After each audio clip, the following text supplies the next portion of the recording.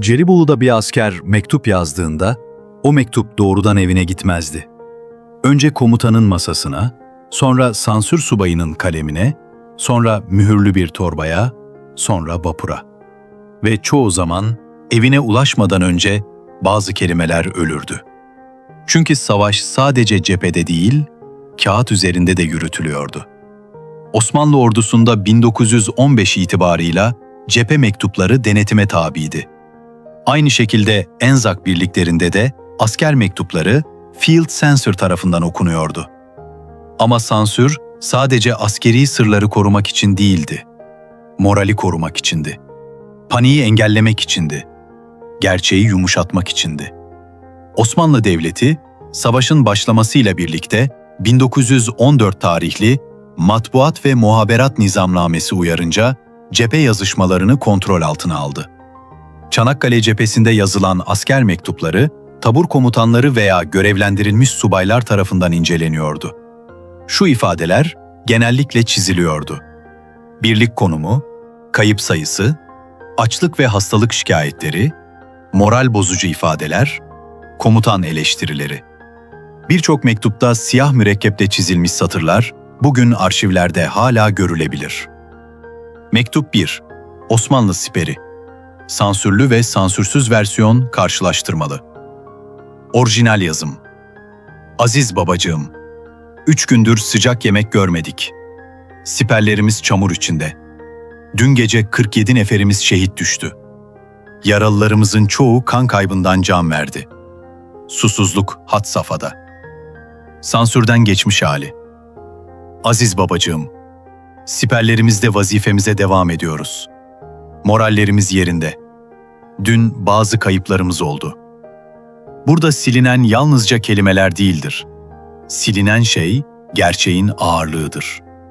Sansür subayı genellikle kırmızı kalem kullanırdı. Bazı belgelerde uygun değildir notu görülür.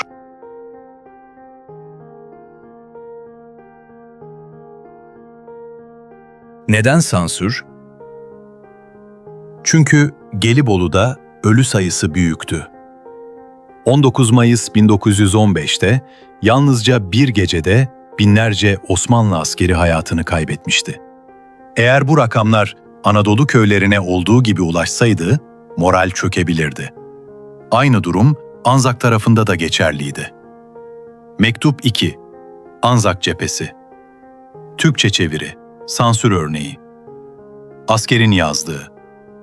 Anne, burada su yok. Sinekler her yerde.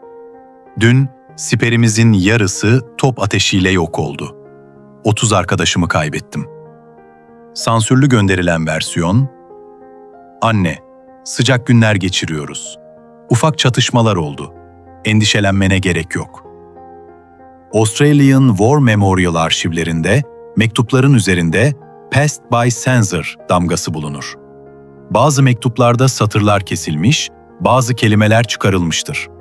Sansür, askerin kendini ifade etme biçimini de değiştirdi. Bir süre sonra askerler şunu öğrendi: gerçeği yazarsam silinir. Bu yüzden semboller kullanmaya başladılar. Bahçe kurudu, eşittir su yok.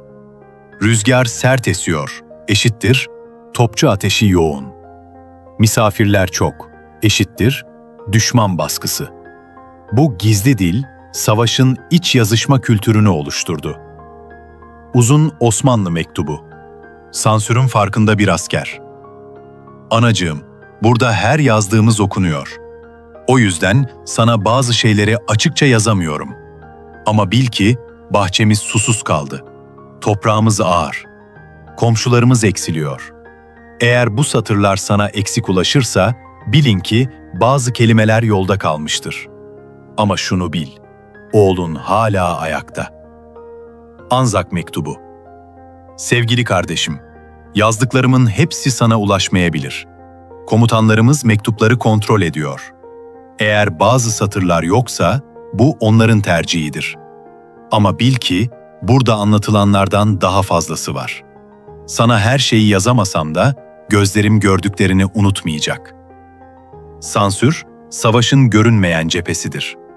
Bir milletin hafızasını şekillendirir. Çünkü evine ulaşan mektup, savaşın resmi versiyonudur. Gerçekse çoğu zaman siyah mürekkep altında kalır. Bugün arşivlerde siyah çizgilerle kesilmiş satırlar duruyor. O satırların altında açlık var, susuzluk var, korku var ve çoğu zaman çaresizlik var.